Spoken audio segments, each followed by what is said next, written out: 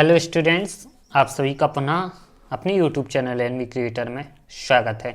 जैसा कि हमने पिछले लेक्चर में बता दिया था डेफिनेशन इनवर्स लाप्लास ट्रांसफॉर्म और उसका कुछ एग्जाम्पल। आई होप कि आपको एग्जाम्पल समझ में आए होंगे। फिर चलते हैं नेक्स्ट लेक्चर में। आज हम बताने, जैसा कि हमने बताया था कि पिछले वीडियो में, कि नेक्स्ट लेक्चर में हम शुरुआत करेंगे, टॉपिक पर चर्चा करेंगे properties of inverse function theorem.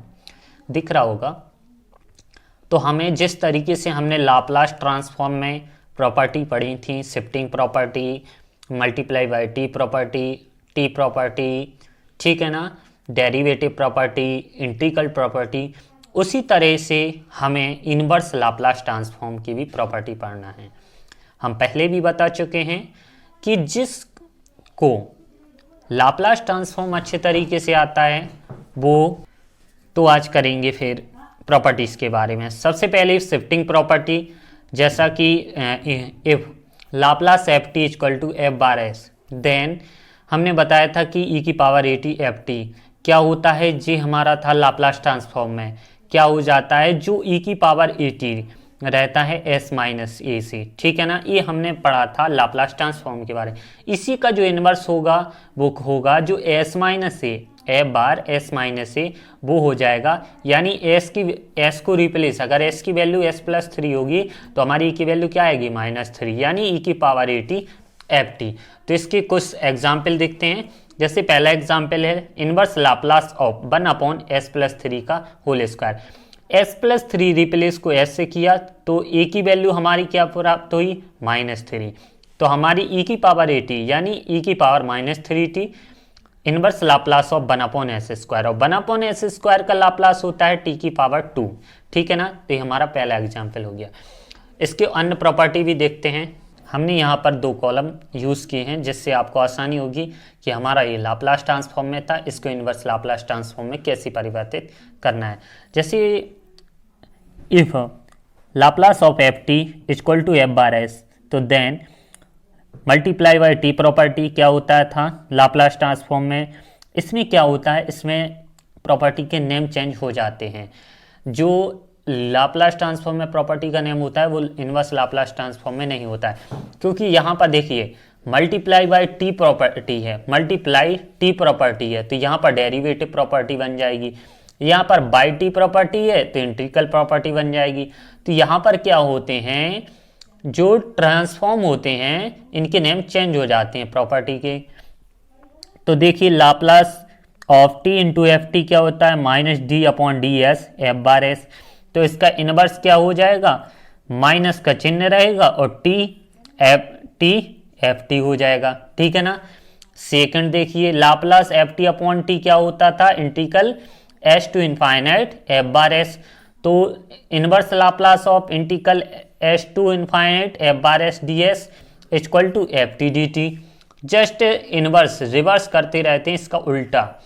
Laplace of D upon D T F T equal to होता है S F bar S minus F zero. इसका जो इनवर्स निकालेंगे, क्योंकि एफ जीरो इक्वल टू 0 लेकर चलेंगे तो हमारा d upon D T F t, ठीक है ना। तो इसको डेरिवेटिव बोलेंगे। अब Laplace integral 0 to t F t f bar s upon s, अगर लिमिट कहाँ से दी गई है, 0 टू टी, तो इसका क्या हो जाएगा, उल्टा हो जाएगा, लिमिट में हम निकाल लेंगे।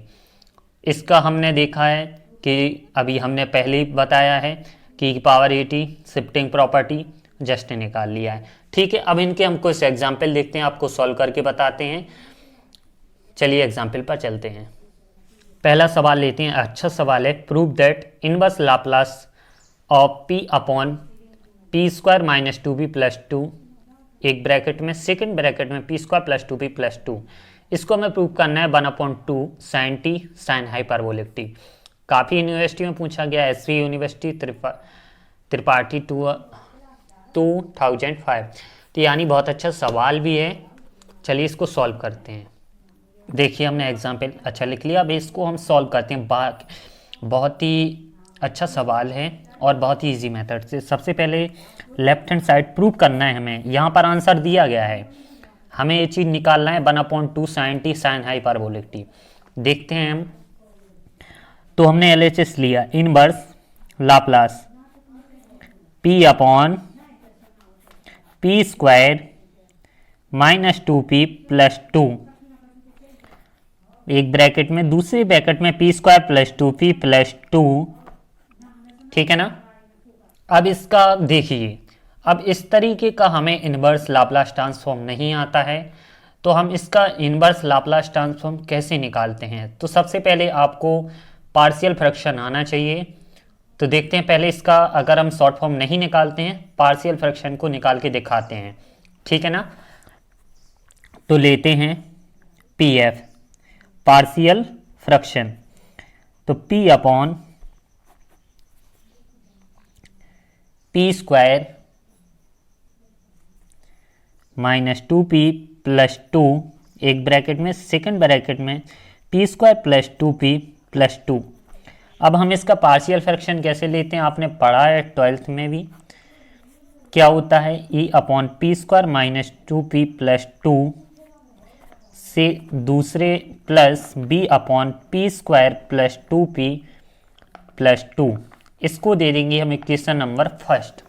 ठीक है ना। अब हम क्या करेंगे, इसको ज्यों करते हैं लिखा रहने देंगे, p square minus 2p plus 2, second bracket में p square plus 2p plus 2। इधर हम ले लेंगे LCM, तो LCM लेते हैं, तो p square plus p square minus 2p plus 2, p square plus 2p plus 2। तो क्या हो जाएगा, इससे कट जाएगा, क्या बचेगा a, तो a p square plus 2p plus 2, और यहाँ से यहाँ कट गया, तो क्या बचा b p square minus 2p plus 2। ठीक है ना। अब नीचे से नीचे का कट जाएगा, क्योंकि न्यूमिनेटर इक्वल है, तो कट जाएगा। क्या बचा, only p equal to a p square plus 2p plus 2 plus b p square minus 2p plus 2। ठीक है ना। अब हम क्या कर देंगे, कंपेयरिंग कर देंगे। तो कंपेयरिंग की, तो हम क्या करेंगे, रियल एंड इमेजिनरी का। तो यहाँ पर क्या रहेगा, देखिए, अगर हम p स्क्वायर की कंपेयरिंग करते हैं, p स्क्वायर की, तो क्या होगा, a plus b equal to, यहाँ पर p स्क्वायर नहीं है तो 0 आएगा, यानी a की जो वैल्यू होगी वो माइनस b के बराबर होगी। ठीक है ना। अब हम किसका कंपेयरिंग करते हैं, p का कंपेयरिंग करते हैं। तो p की कंपेयरिंग में 2a minus 2b equal to, यहाँ पर क्या है, कांस्टेंट 1, p का गुणांक। तो क्या होगा, a की जो वैल्यू थी हमने बताया था माइनस b के बराबर होगी, तो minus 2b equal to 1, minus 4b equal to 1, तो b इक्वल टू क्या आएगा, -1/4। ठीक है। जो हमारी b की वैल्यू होगी वो e के माइनस होगी, तो माइनस माइनस प्लस हो जाएगा, तो a की वैल्यू हमारी +1/4। अब जी दोनों e और b की वैल्यू जो आई है वो हमें इक्वेशन नंबर फर्स्ट में पुट करना है। तो लिखेंगे value of a and b put in equation first. तो क्या होता है, p upon p square minus 2p plus 2, second bracket में p square plus 2p plus 2। ठीक है ना। यहाँ पर e की वैल्यू क्या आई है, 1/4, p square minus 2p plus 2, और b की वैल्यू आई है -1/4, p square plus 2p plus 4। ठीक है ना। यहाँ तक आपको आना चाहिए पार्शियल फ्रैक्शन की सहायता से। तो हमने पार्शियल फ्रैक्शन को क्या किया है, एक्सप्लेन किया है, यहाँ पर हमारी वैल्यू पुट कर दी है। अब हम लिखेंगे, लेकिन हमें निकालना क्या है इनका इनवर्स लाप्लास, तो लिखेंगे टेकिंग इनवर्स लाप्लास ट्रांसफॉर्म। ठीक है ना, तो दोनों साइड क्या ले लेंगे, both side inverse Laplace, inverse Laplace p upon p square minus 2p plus 2 P square plus 2p plus 2। ठीक है ना, तो यहाँ पर भी हम लेंगे तो 1/4 को हम क्या कर देंगे, कॉमन ले लेंगे। तो यहाँ पर कॉमन लिया, inverse Laplace inverse of 1 upon p square minus 2p plus 2 minus inverse Laplace of P square plus 2p plus 2।